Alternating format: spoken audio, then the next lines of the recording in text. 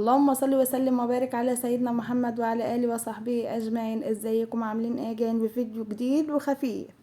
تعالوا كده نشوف الطبق اللي هنقدمه النهارده، وهو ما هوش جديد ولا حاجه.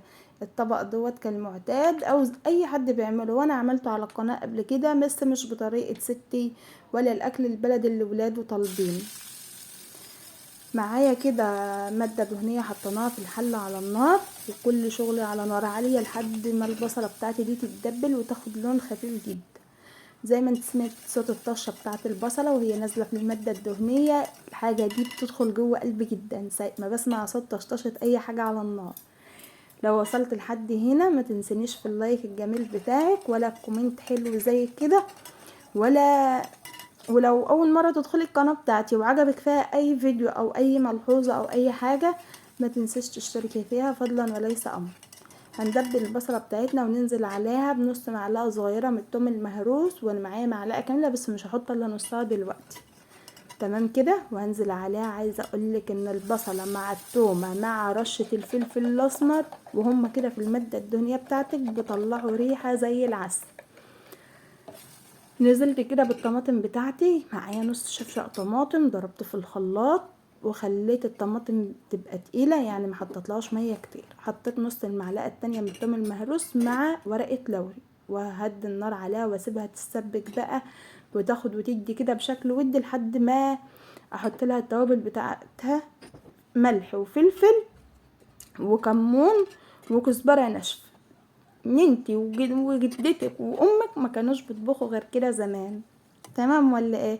هديت عليها لحد ما اتسبكت وقدامها بنت كده، وخدت شويه من الصلصه. كانت امي معودانا ان احنا ناخد من الصلصه ديت مغرفتين كده، ربما نحتاجهم تاني نزود بهم الاكل، ربما جنبك مكرونه اي حاجه تزودي بقى.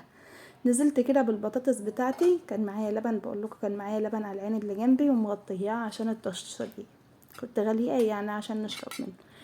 نزلت بالبطاطس بتاعتي، قطعها بالشكل اللي يعجبك، مكعبات، صوابع، شرايح، الشكل اللي يعجبك في تقطيع البطاطس قطعها ونزلي عليها بالصلصة على طول. ده الاكل البلدي، ودي طريقة جدتي وامي عفوا.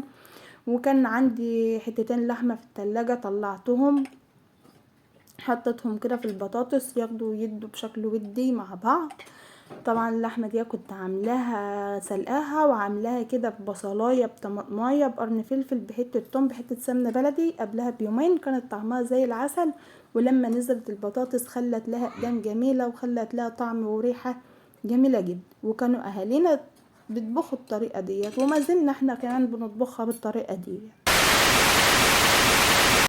تعالوا بقى نشوف تقديم الاكل مع بعض. ودي كان شكل الاكل بتاعنا، لان انا ما كنتش اغرف الاكل في الوقت الحالي دوت وما غرفتهوش في اطباق ولا حاجه، فقلت اوريه لكم. والجرجير طبعا كان عندي كشري مصري بايت، فقلت اطلعه واسخنه كده.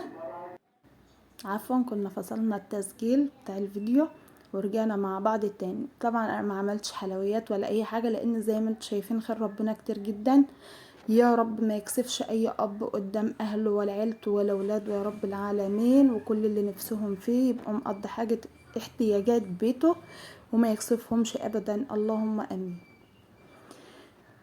ده الكشري اللي كان باقي معايا، وده رز بشعريه كده، بس ما كانش عندي شعريه كتير، بقول لكم بقالي كام يوم نفسي انزل ابضع. دي اللي باقي عندنا من حلاوه مولد النبوي، حاجة بسيطة. دي كمثرى، دي مانجا، ده عنب، ده بلح اصفر. مع الاكل بتاعنا خفيف ولذيذ وفي نفس الوقت متواضع وبسيط. اشوفكم في فيديو جديد، ويا رب يكون الفيديو كان خفيف على قلبكم. ما تنسونيش في اللايك.